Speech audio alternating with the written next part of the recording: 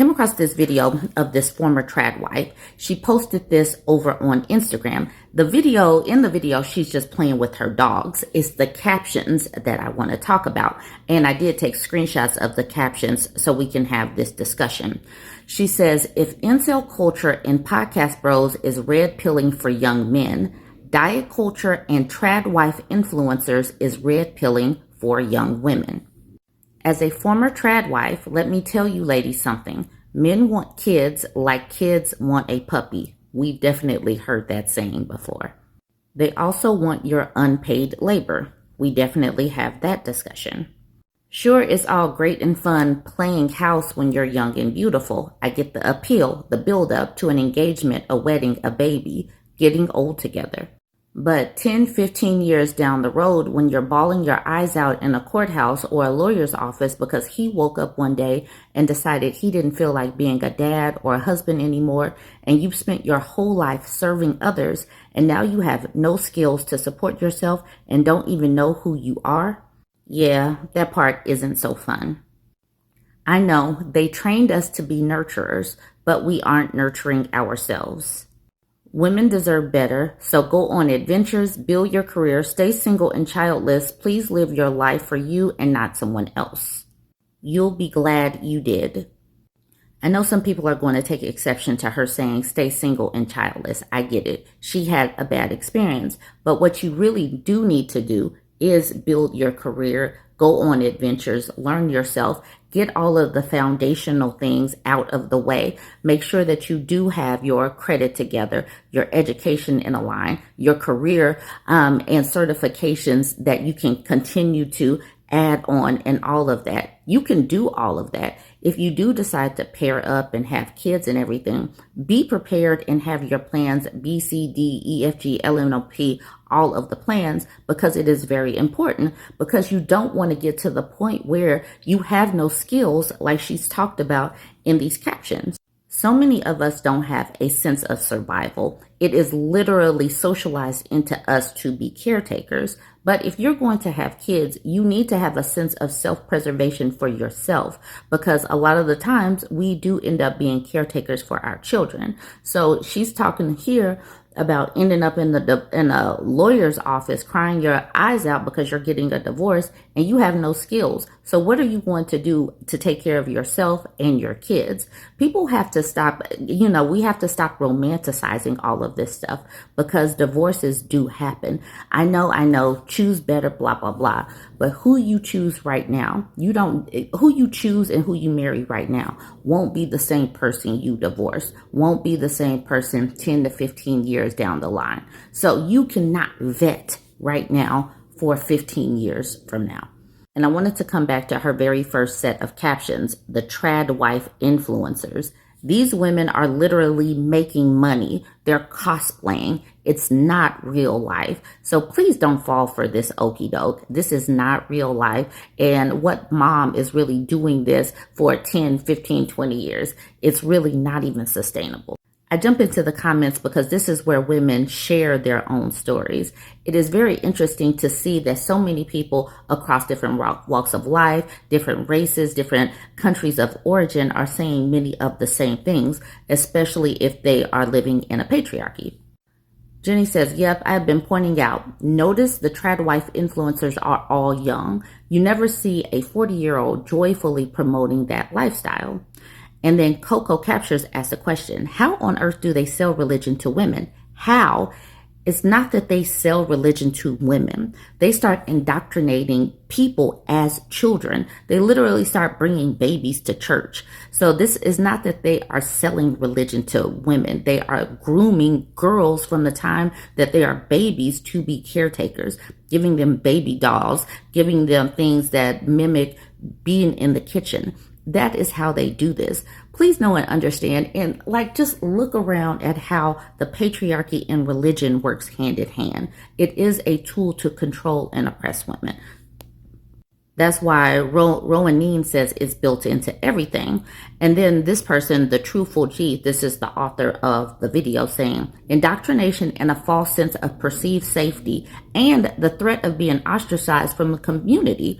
So that is the thing. We talked about this just a week or so ago, where a woman said that she feared leaving religion because she feared that leaving her community. She feared being shamed for leaving religion. That is how they keep you, and how they keep you doing things and acting and behaving a certain way, with fear and shame. Delta Moon says by placing shame and guilt on them at an early age. Exactly. That's the reason why we got to keep on talking about this. It's baked into the cake. Shame, guilt, fear, all of that is baked into the cake of religion starting really early. Mindy Baby says they undereducate and abuse us. And depending on where you're born and raised, they are certainly they really devalue education. That's the reason why they come so hard against feminists and women getting their education, because they know that they have to keep them undereducated. And the women that are undereducated, that means that they have less opportunities to leave if the situation gets jacked up. Nietzsche, the coach, says it's easy to get them while they're young. I'll never understand how anyone that unironically, without feeling a little off, but yeah, they target children and scare them into thinking that allowing any doubt will leave them hellbound. It's mind control. Like, I don't even understand why people are asking these questions. Like, you don't know that they target children in religion in Sunday school and taking them to church as children. Acting like religion is just for targeting women is very short-sighted and obtuse. Nick's Pick says, from before they can walk or talk, they are conditioned to dream of being a wife and mother. If you dream of anything else, heaven with your children is off the table. Tony says, by gaslighting the F out of us since birth. Diva says they indoctrinate them from birth.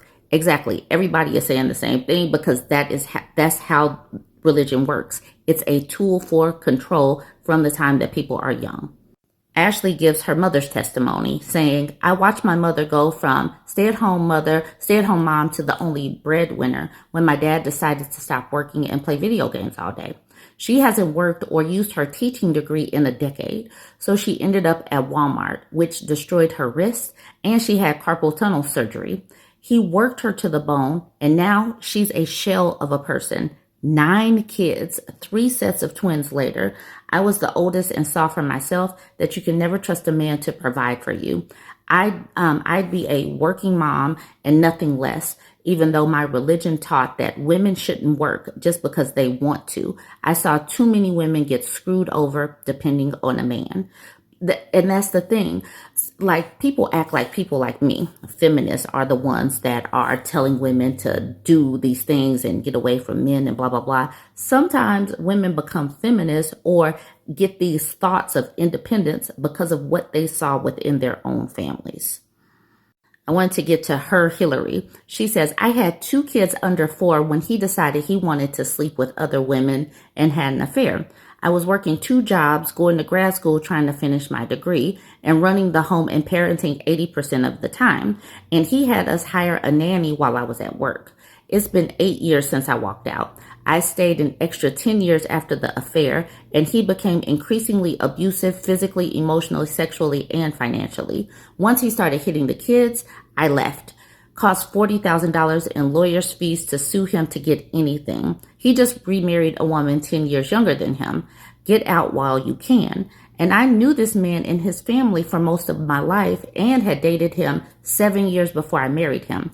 Sometimes people can play the long game. I wanted to get to that point because so many people say, why didn't you vet? Why didn't you vet? Well, this woman was with her man for 7 years and knew the family and everything. Stop saying this to women, because it's basically putting the onus of men's behaviors on women. She says, I accepted too little because I didn't know better. Now with a caring, loving partner who shares the load, makes all the difference in the world. Value yourself. I just wanted to get to this part so you can know and understand that, yes, you can try to vet. You can try to get to know families and how they were raised and all of that. But until you're in it, you won't really know. And who you marry won't be who you divorce. You just have to set yourself up to where you can get away if necessary. All right, y'all. Let me know what you think. Join the conversation, like, comment, and share. Do you wear a bra in the house? Do you put a bra on when company comes over? This is what this post is tackling. So this set of screenshots was cross-posted or reposted over in the Reddit on Wiki, but it comes from the Am I the A-hole subreddit. She says, "Am I the a-hole for not wearing a bra when my husband has his friends stay over?" I think that this is going to be an interesting one to tackle. She says, "My husband's long distance friends came to visit. I have met them a few times, but this is the first time they've been able to stay at our house. There are three of them, all males. They came over yesterday. We went out for the night, and this morning I woke up to make everyone breakfast. I was still wearing my pajamas because I didn't feel like getting dressed yet. On my way out, he asked if I was going to put a bra on. I said no. We ate the breakfast I made, and he seemed quiet, but I assumed he was just tired. After breakfast, we watched some TV. After that, we planned to all go out again, so I got dressed for the day. When I was getting dressed, my husband told me he was upset I didn't put on a bra. He said it was disrespectful because his friends are here and it's rude to not have one on. He kept asking why I didn't wear one, and it seemed like he was insinuating I didn't put one on to catch attention. I didn't put one on because I never wear one at home. I had a baggy t-shirt on and it made me look pretty shapeless. I don't even think you could see a nipple in it. Even so, it's my house too, and I want to be comfortable. The only bras I have are push-up underwire bras, and I'm not wearing those at home. I do not plan to wear one when we are at home with his friends. Even after this, I told him so. Am I the a-hole for not wearing a bra when we had guests over?" I know many of us can understand being comfortable in our own homes, and I don't believe that she was trying to get attention.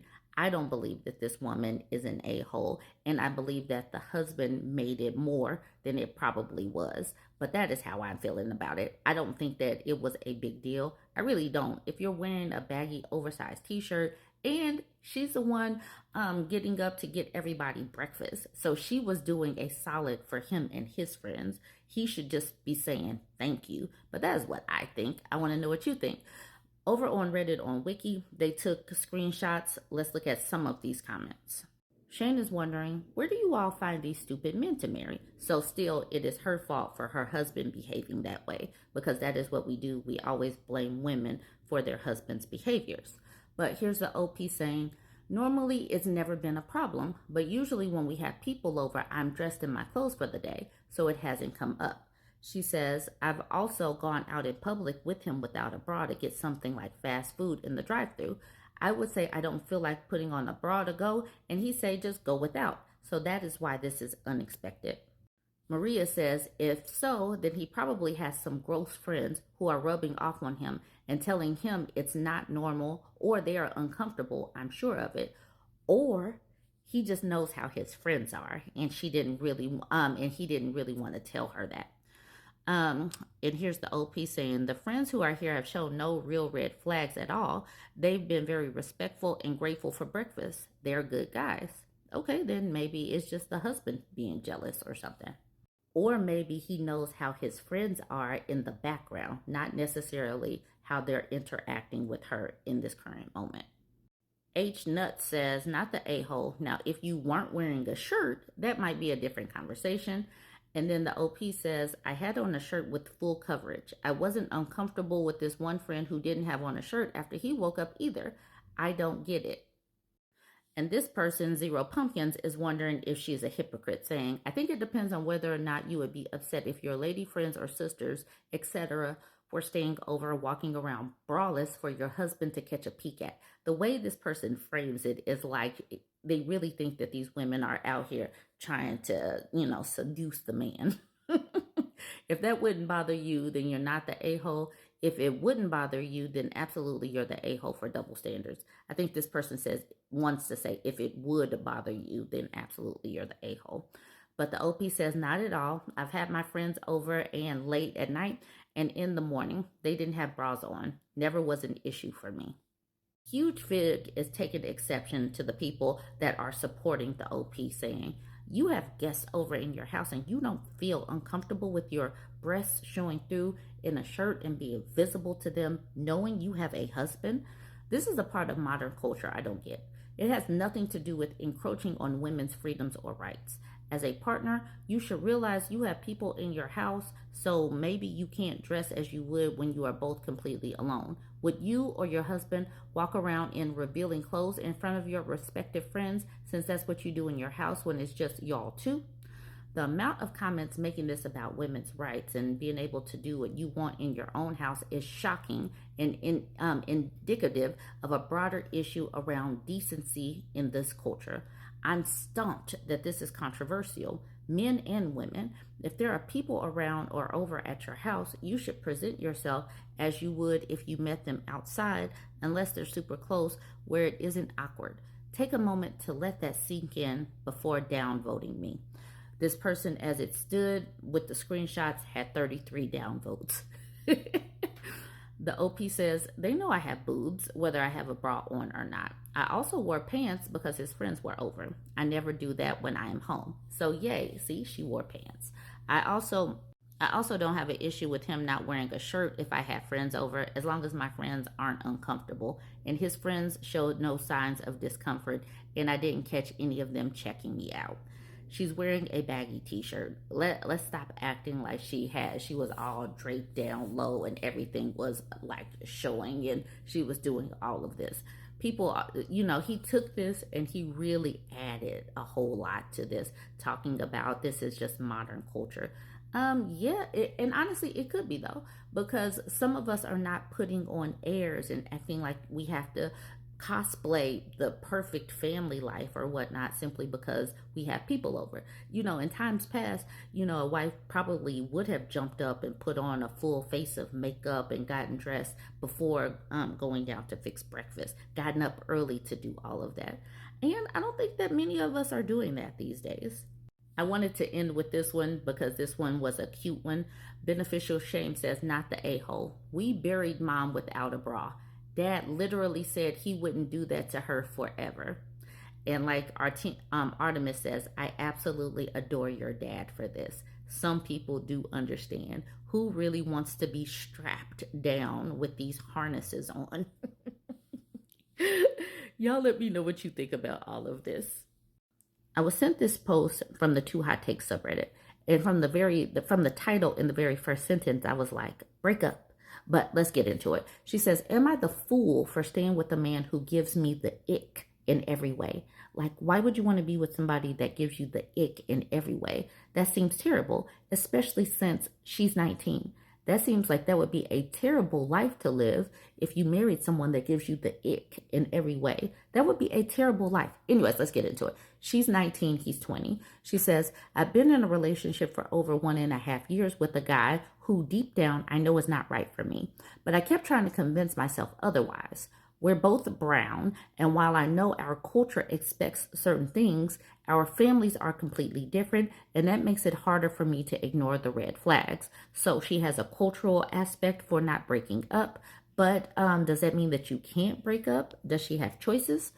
All right, so she says, I come from a family that trusts me, respects me. I have access to my own bank cards, handle my own finances, and I'm encouraged to go out, work, and enjoy my youth. Yay. I get to control my scholarship funds and any money I make from side jobs. But his family is overly controlling. They take his phone and Wi-Fi away at night. He can't spend without asking his father, who handles all of his scholarship money. Even at 20 years old, his weekly allowance is $30 and he doesn't get access to his own debit card. He has never spoiled me. He can't spoil you. He doesn't have any money. His dad is okay. He has never spoiled me. Never once surprised me with flowers, a dessert, or written me a letter, not even on our first date. He constantly lies about money, once saying that a $25 chain was worth $100, or that a $37 bracelet cost more than $100. He even lied about owning an iPhone 15 Pro Max until his sister corrected him in front of me. It was a secondhand iPhone 13. On my birthdays, he barely contributed. This year, he gave me a small gift and told me It's your treat today and only contributed $10 to our meal. I paid for so much: motel rooms, taxis, birthday dinners, his phone recharge, even covered $57 worth of food where he only offered 15. I bought him expensive gifts like $100 futsal shoes, shirts, and yet he's never lifted a finger to pamper me. When I say I like getting my nails or lashes done, he never offers to help.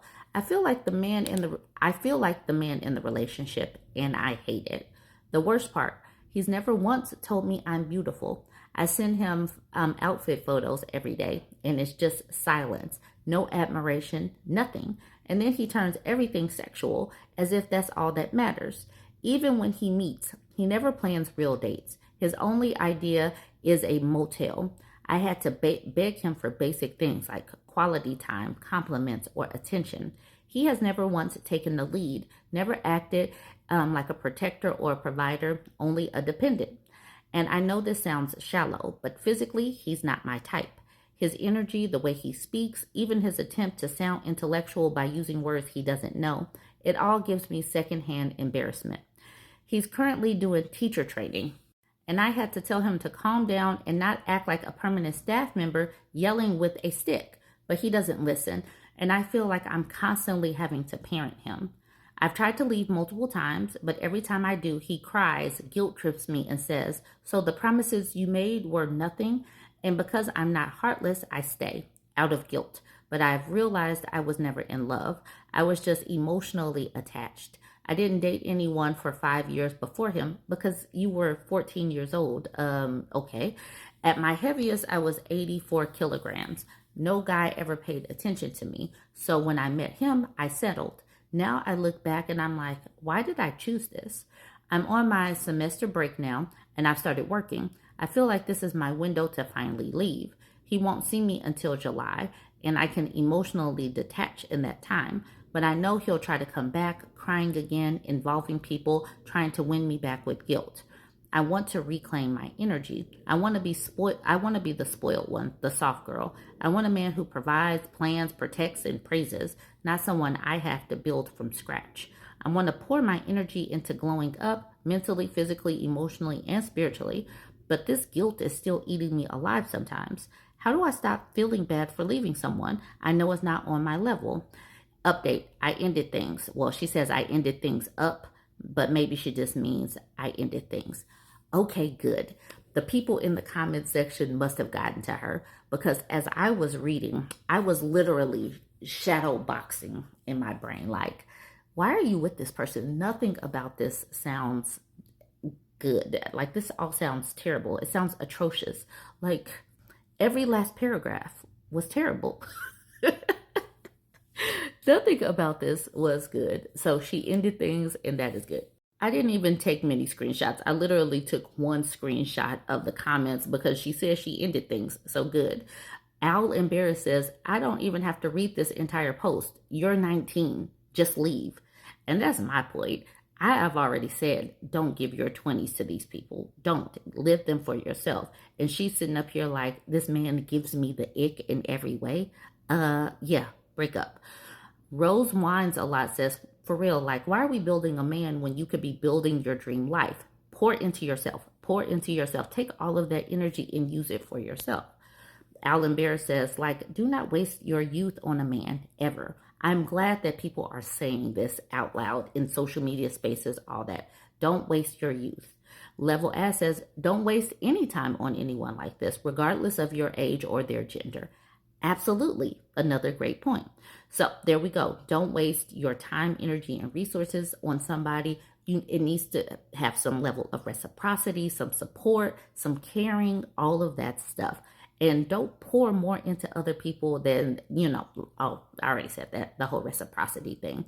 Pour into the people who have poured into you. And with that, I'm going to leave it. She broke up with him. Maybe she needed to see all of this typed out and for everybody to say, girl, what is you doing?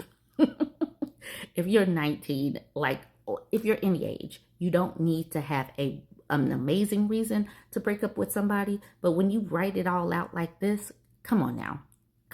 Let's stop playing games like this. pour into yourself more than you pour into other people. Let me know what you think about all this. Join the conversation, like, comment, and share. Now, y'all know the movie Cars ain't nothing but a recycled Hallmark movie, right?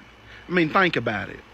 You got this big shot city slicker what gets stuck in a small town. He's rude as shit and thinks he's better than everybody else in the town.